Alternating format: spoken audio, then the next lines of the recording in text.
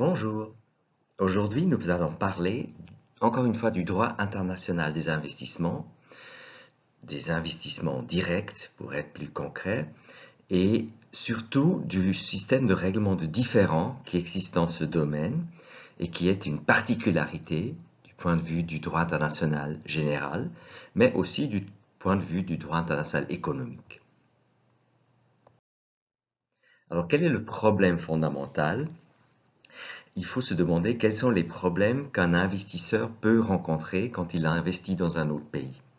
Nous avons vu, il y a des problèmes d'expropriation, il peut considérer que le traitement qui lui est accordé n'est pas juste et équitable. De toute manière, il peut avoir une certaine déception quant au comportement des autorités. Des autorités qui en même temps sont des organes de l'État, le système juridique duquel le particulier est normalement censé utiliser. Et donc on se demande comment peut l'investisseur faire valoir ses droits quand ils sont lésés ou quand ils se sont lésés. L'utilisation des tribunaux locaux, c'est normalement une option, mais comme nous venons de voir, dans ce contexte, et vu la tradition et l'expérience dans ce domaine, l'indépendance et l'impartialité de ces tribunaux, au moins dans beaucoup d'États, est souvent douteuse. Une solution qu'on a traditionnellement choisie, c'est la protection diplomatique, c'est-à-dire l'intervention de l'État d'origine de l'investisseur qui essaye directement d'adresser les violations du droit international par l'État hôte, mais ce mécanisme a aussi certains désavantages. Reste une troisième solution, une alternative où on fait appel à l'arbitrage international ou un type de règlement de différends international où l'investisseur lui-même, normalement, essaye de directement saisir un tribunal, c'est normalement un tribunal arbitral, contre l'État. Et on parle donc de règlements différents entre investisseurs et État, Investor State Dispute Settlement, ISDS en anglais. Cette possibilité, en principe, peut aussi exister entre les États.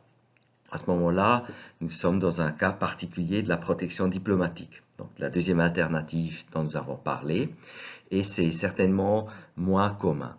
L'approche qui aujourd'hui est la plus commune, mais aussi la plus controversée et contestée, c'est l'ISDS, notamment en utilisant l'arbitrage international.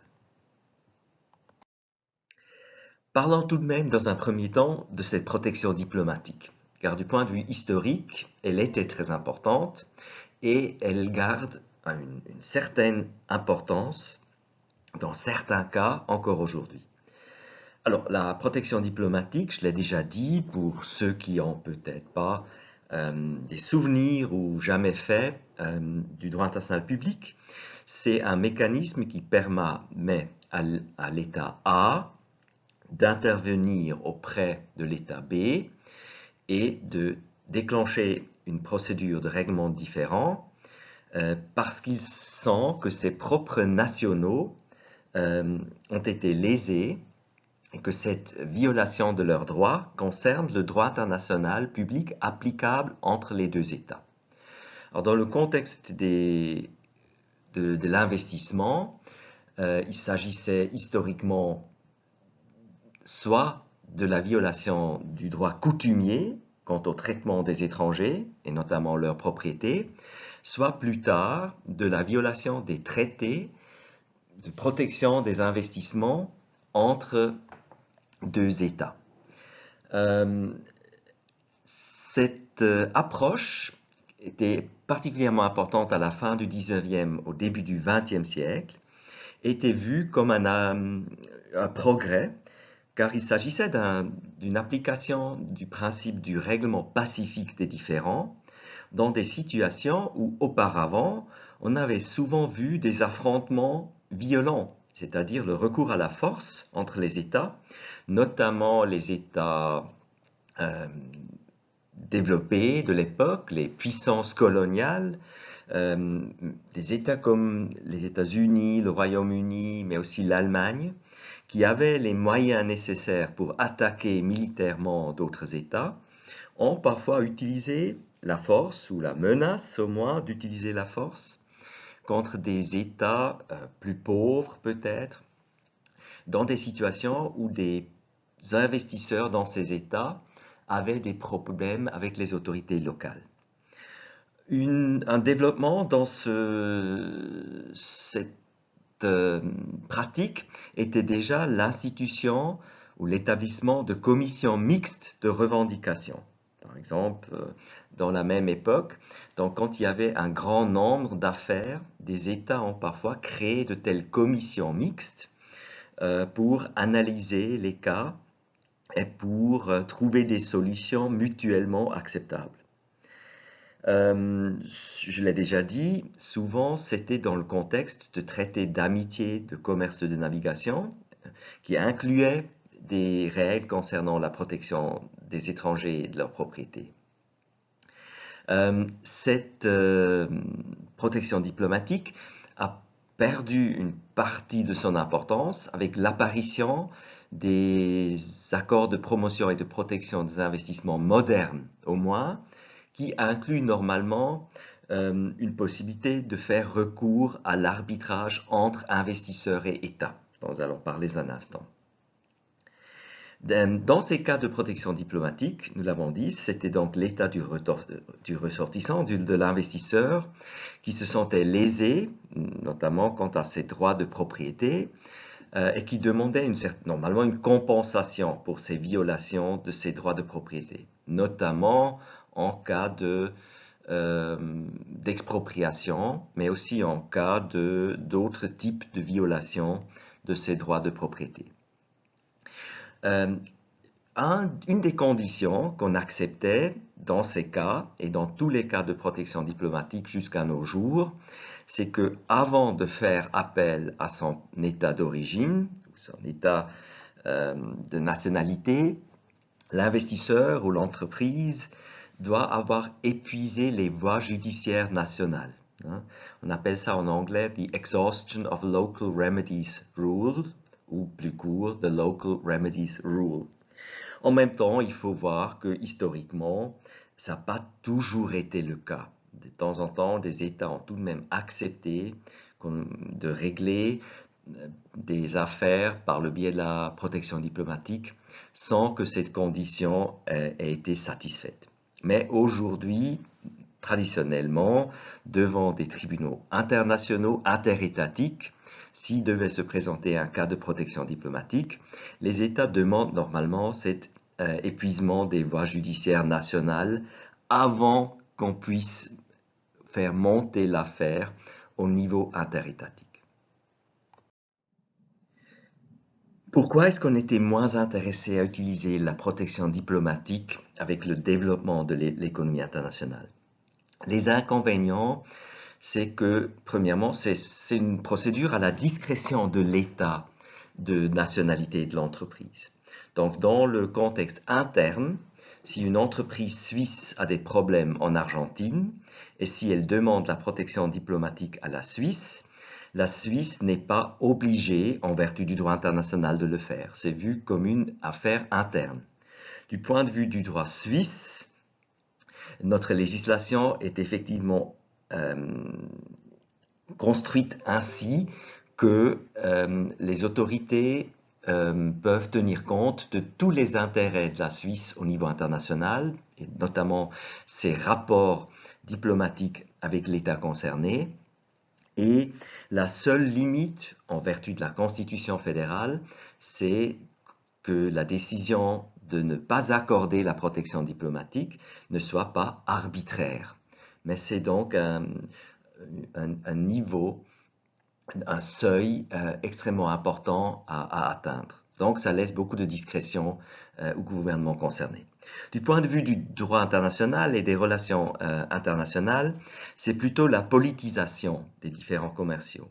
On avait déjà vu que souvent ça menait à une escalade des problèmes entre deux États. Historiquement, les États faisaient appel à la menace à la force. On appelait ça la politique la canonnière, en anglais la gunboat diplomacy.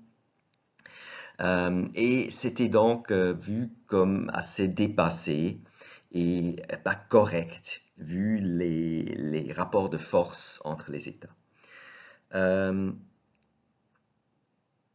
Il y a aussi d'autres problèmes liés à la nationalité de l'investisseur qui est souvent pas clair. Nous en avons déjà parlé. C'est justement la raison pourquoi nous avons des définitions parfois très complexes dans les accords de protection modernes.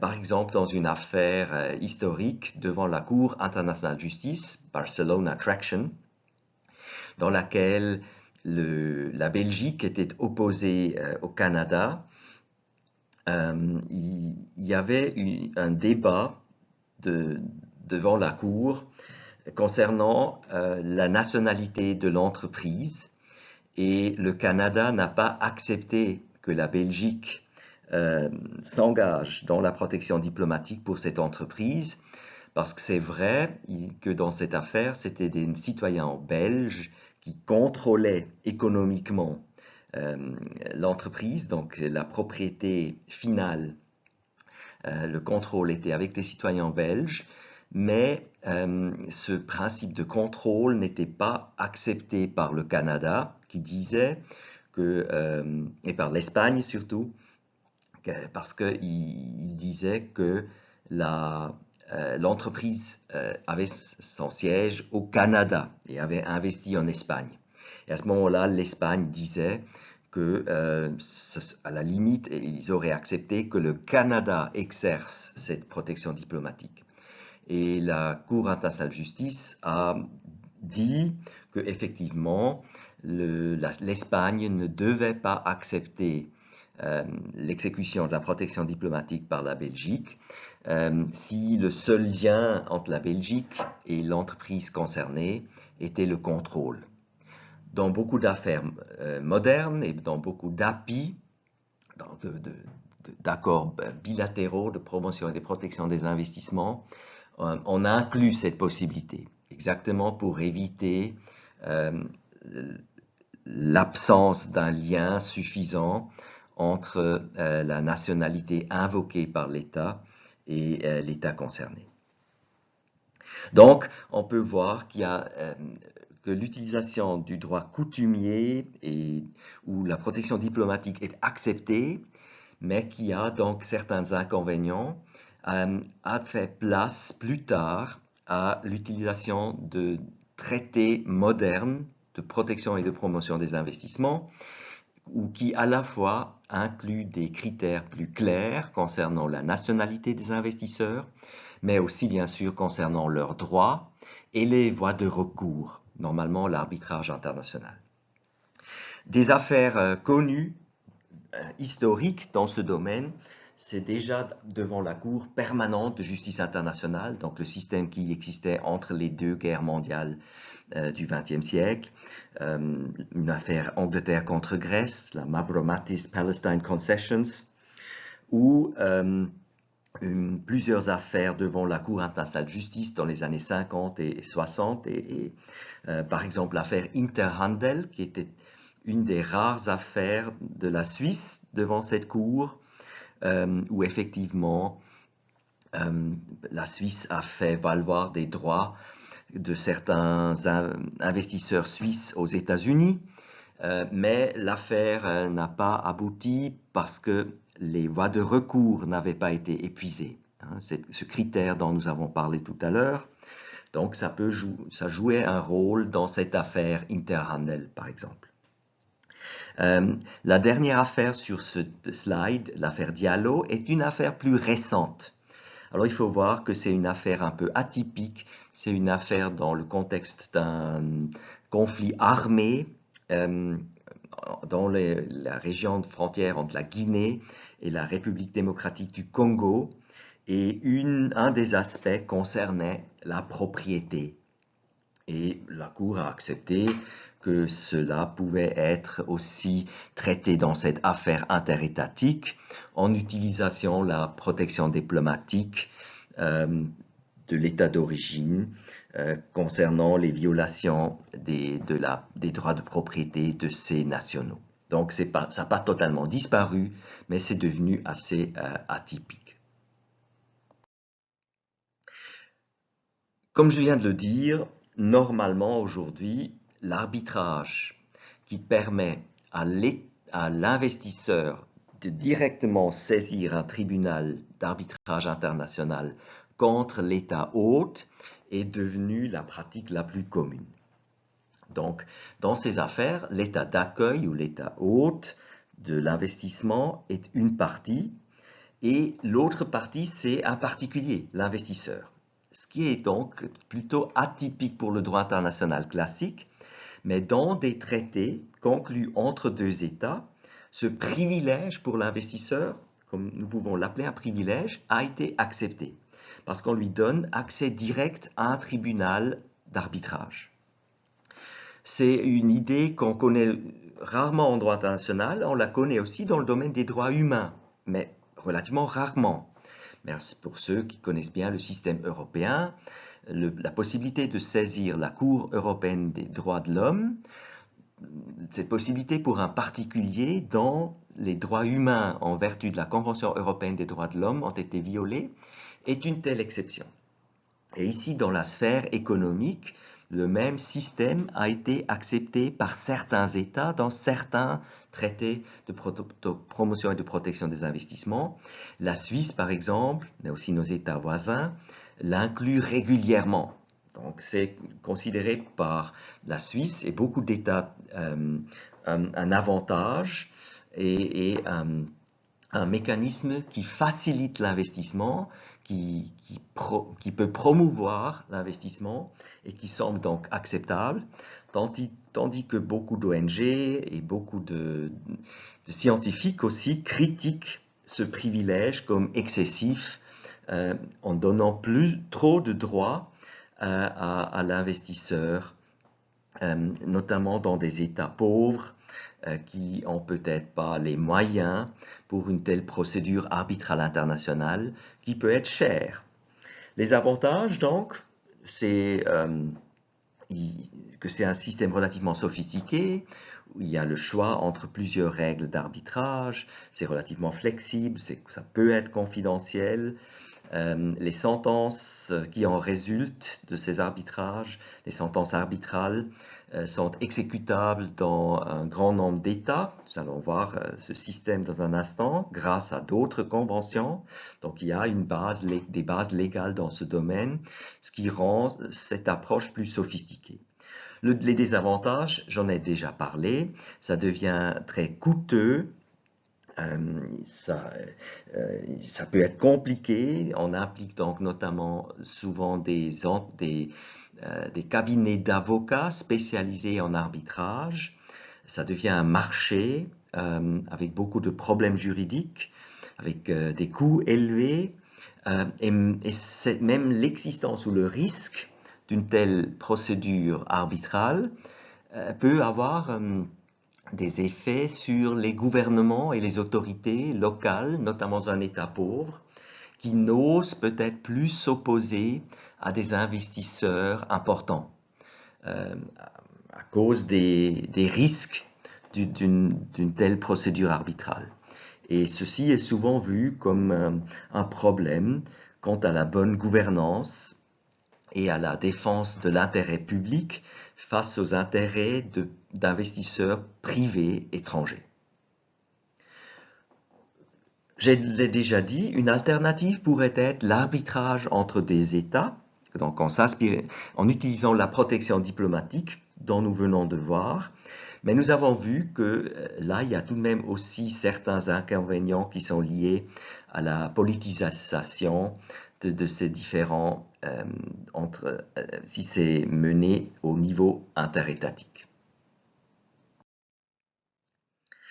Pour l'arbitrage, nous allons voir qu'il se pose toujours la question, mais quels sont les forts qu'on utilise?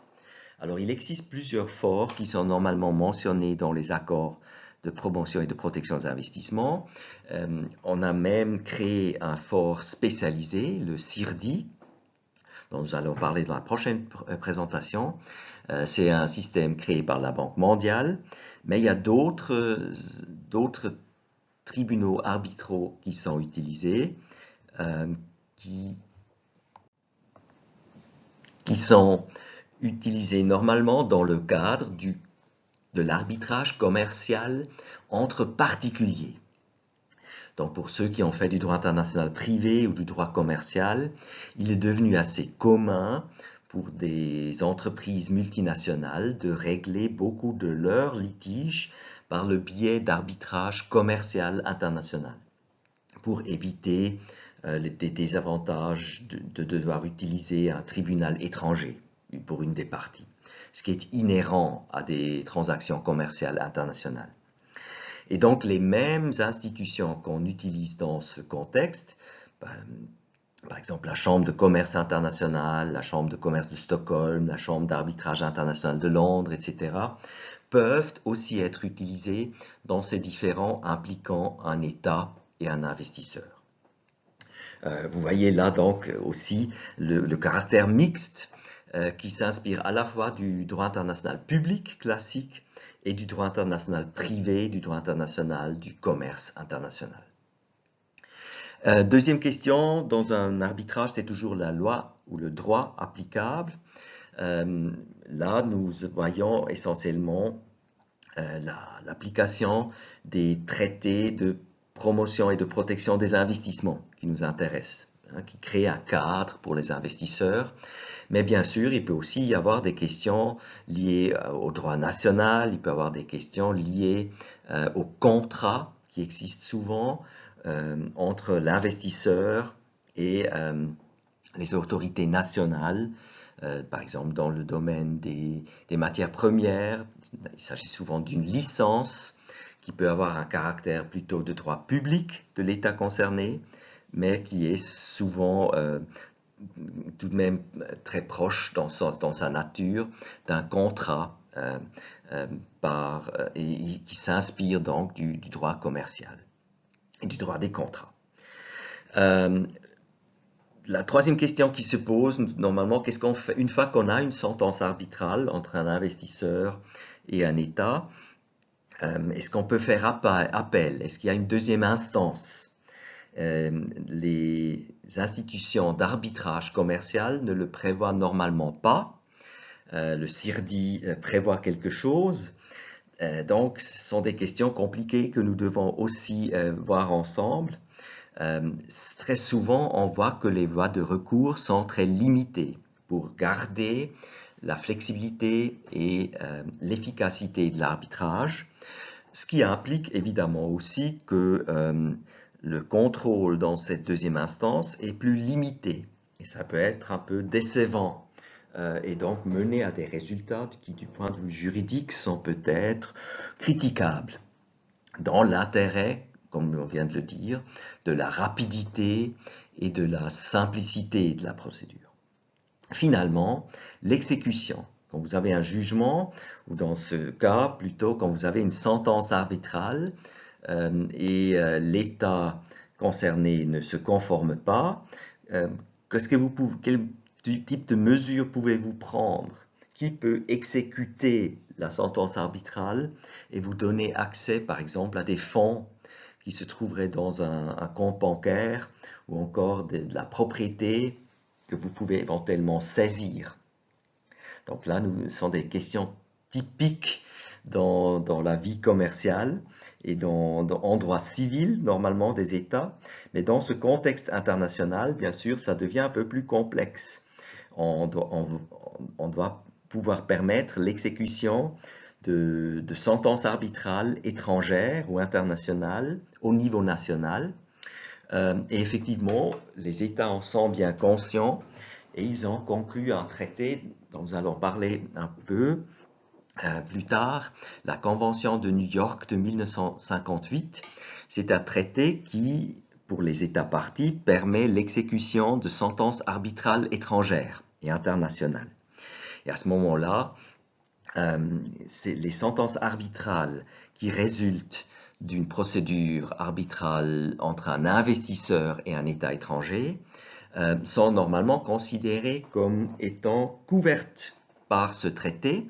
Et donc les parties à la Convention de New York de 1958 permettent normalement la reconnaissance d'une telle sentence arbitrale et la prise de mesures de contrainte, par exemple la saisie de biens, en vertu de leurs obligations de ce traité.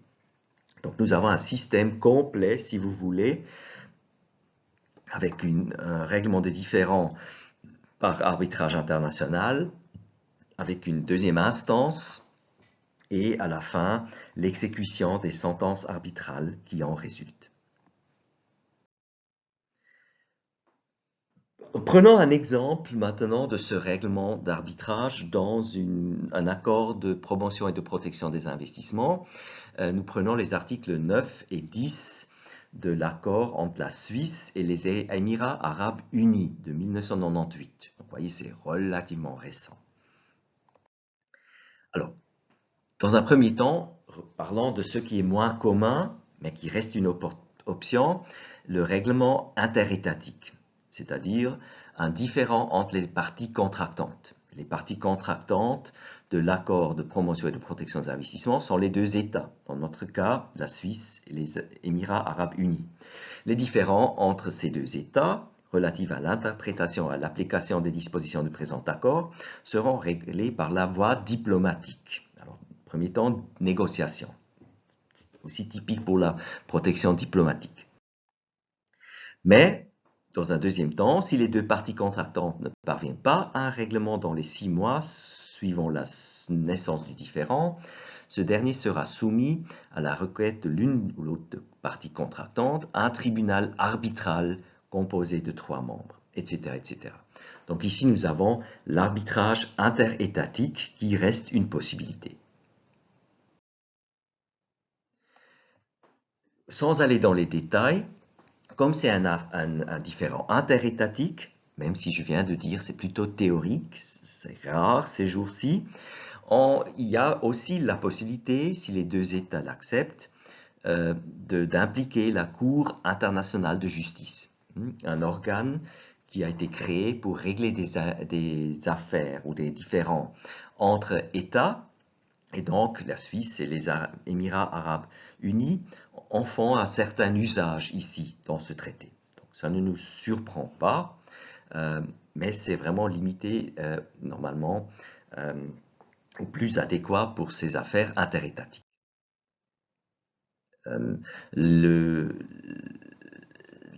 Cette affaire entre les États s'inspire totalement des règles classiques concernant le règlement interétatique par voie arbitrale, avec une décision par la majorité des voix et où les États acceptent que ces décisions seront obligatoires.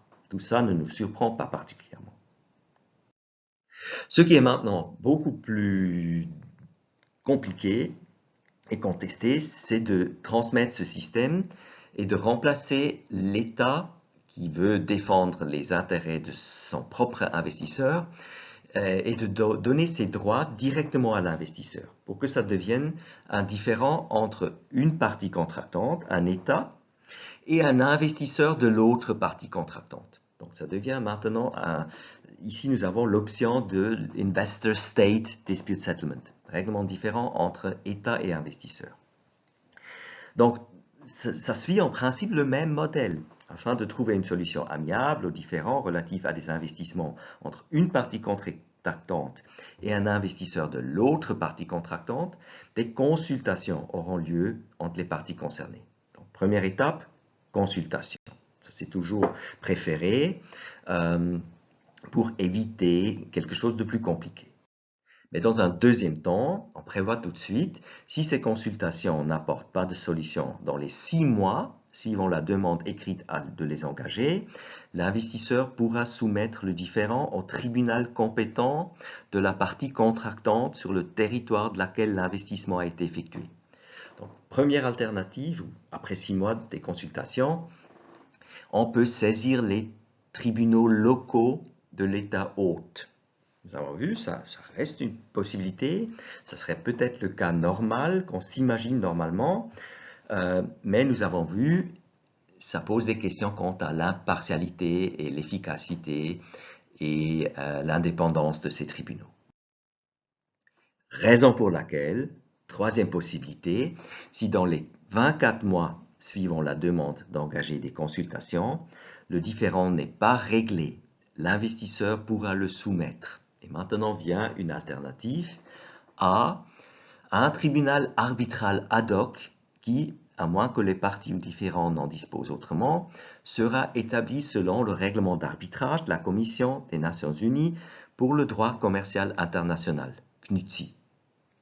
Là, nous avons une première possibilité, un tribunal arbitral ad hoc, donc où les parties décident essentiellement comment il doit être établi, mais on indique tout de suite une option préférée, on peut dire, d'utiliser le règlement d'arbitral de la CNUTSI. Alors nous allons en parler en plus de détails dans un instant.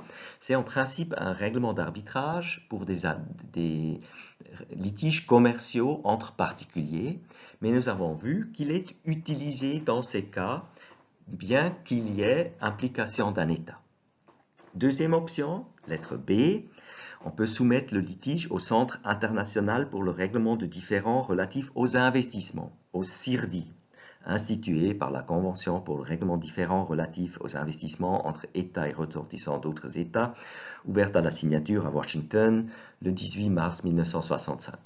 Donc une deuxième option, c'est ce centre spécialisé qui existe, dont nous allons aussi parler en plus de détails dans un instant. Donc vous voyez déjà plusieurs options.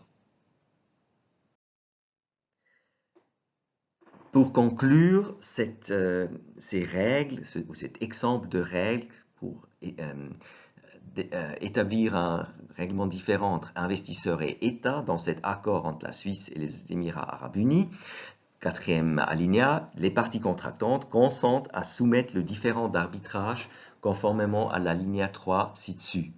Ici, vous avez encore une fois une répétition en principe, mais pour rendre clair que cet accès à ces tribunaux arbitraux est accordé à l'avance et que les États impliqués, c'est-à-dire l'État contre lequel la plainte est déposée ou contre lequel l'action est dirigée, et l'État d'origine sont tous les deux d'accord à l'avance que ce système soit utilisé.